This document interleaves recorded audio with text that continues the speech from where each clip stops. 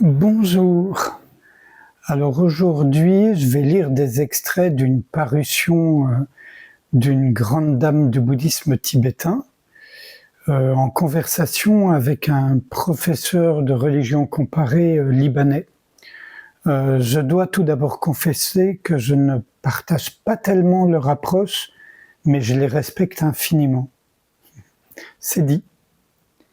Donc il s'agit de ce livre, donc Tenzin Palmo, voilà. Conversation sur notre époque avec professeur Luis Saliba. Et donc, extrait de la 4e de couve. Grande figure du bouddhisme contemporain, Gesuma Tenzin Palmo, né à Londres en 1963, devenu nonne à 21 ans après avoir rencontré Chogyam Trungpa, son premier professeur de méditation. Elle part vivre pendant 12 ans dans une grotte de l'Himalaya à 4000 mètres d'altitude, puis fonde, avec l'accord du Dalai Lama, un couvent de moniales considéré comme un modèle du genre. Luis Saliba est professeur universitaire de religion comparée au Liban. Donc quelques extraits.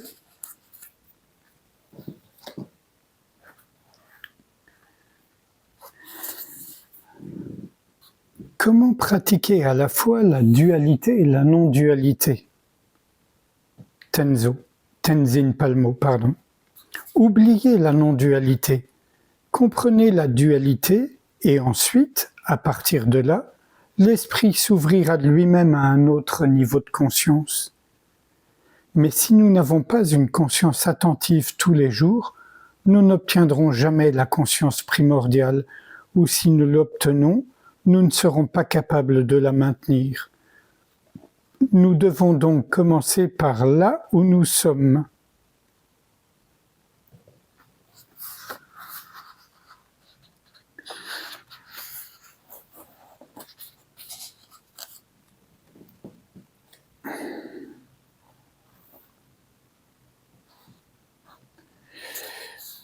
Alors, lorsque nous pensons être submergés par nos pensées, c'est Tenzin Palmo qui parle, c'est comme si nous étions submergés dans une rivière et que nous ne faisions que courir. Maintenant, nous sortons de la rivière.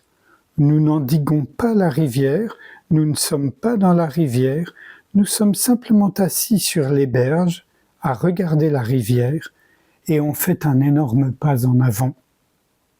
Ce n'est pas la réalité ultime, mais il s'avère très important d'être capable d'observer les pensées sans être les pensées.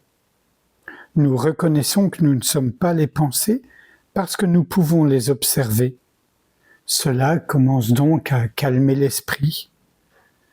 Plus nous pouvons prendre du recul et observer les pensées sans jugement, sans essayer de changer quoi que ce soit, simplement en sachant que l'esprit commence à ressembler à des gens qui font n'importe quoi et qui remarquent que des gens les observent.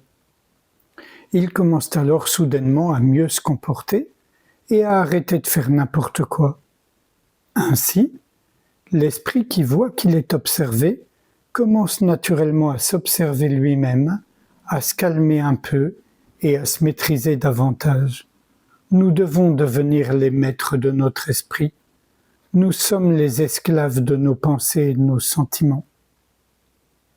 Ceux qui me connaissent comprennent pourquoi je ne suis pas en affinité avec cette approche. C'est-à-dire toute la première partie, oui, la deuxième partie avec la carotte et le bâton, bof. C'est pas mon truc.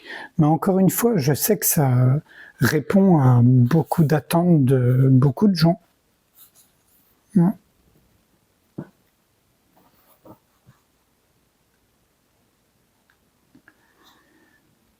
Alors, c'était où?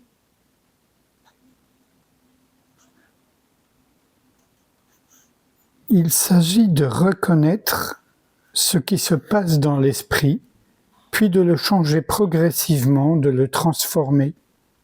Utiliser notre vie quotidienne comme notre pratique.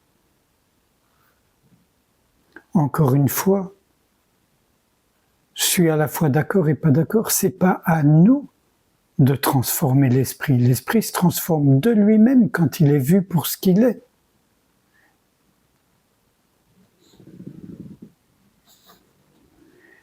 Et là, comment s'appelle-t-il? Saliba lui pose la question. Vous racontez l'histoire d'un vieux yogi qui avait écrit une maxime sur le mur de sa chambre.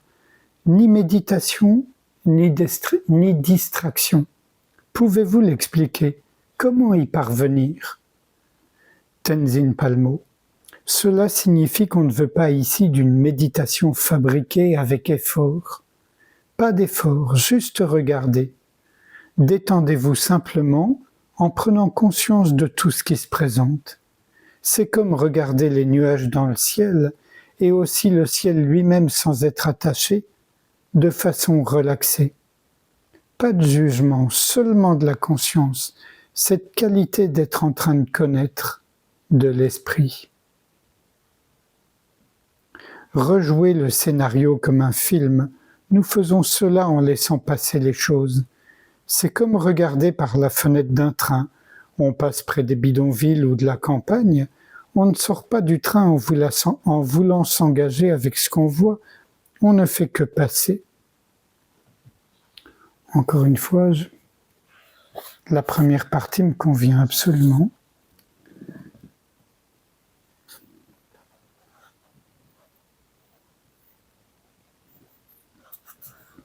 Tenzin, nous nous identifions tous à notre corps, nous pensons que c'est moi. Nous nous regardons dans le miroir et nous pensons que c'est moi. S'il y a une photo de groupe, nous cherchons immédiatement « Où suis-je » Nous croyons nos pensées et encore une fois, nous pensons que c'est ce que je suis. Je suis une personne en colère, je suis une personne heureuse, j'ai toujours été comme ça. Et encore une fois, nous nous identifions.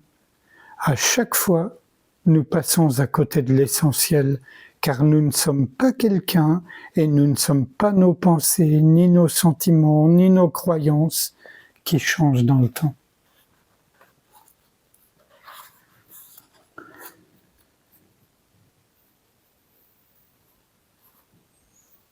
Et dernier passage, une question posée à nouveau. Quand nous sommes libérés, est-ce que nous perdons cette identité de Tenzin Palmo, de Jacques Vigne, de Louis? Est-ce que nous perdons ces identités? Réponse de Tenzin Palmo, non. Le Bouddha lui-même a dit « je » pour utiliser le langage conceptuel habituel. Il a dit « je me souviens du moment où j'étais un prince vivant dans un palais », exactement comme cela.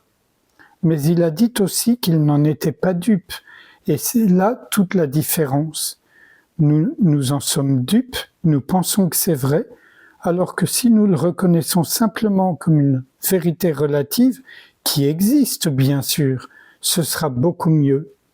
En fait, ce n'est pas la vérité ultime, et ce que nous essayons de découvrir, c'est ce qui est vrai en définitive.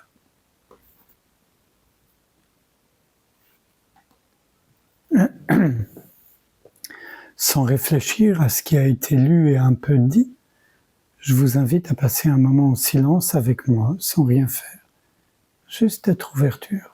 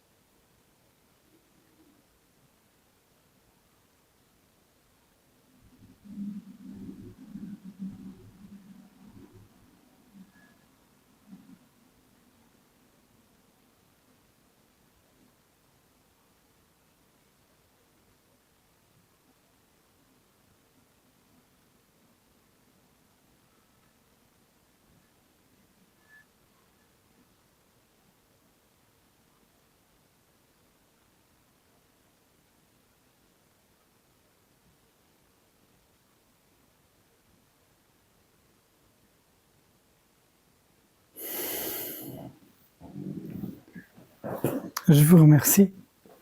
À bientôt.